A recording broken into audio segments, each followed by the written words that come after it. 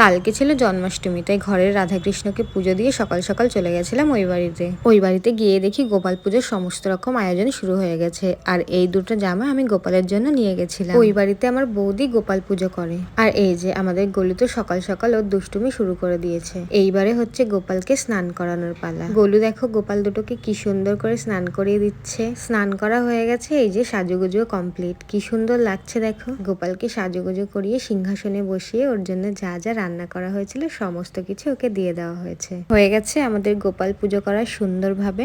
আর সবার প্রথমে এই পাকা বুড়িটা গিয়ে গোপালকে নমস্কার করছিল।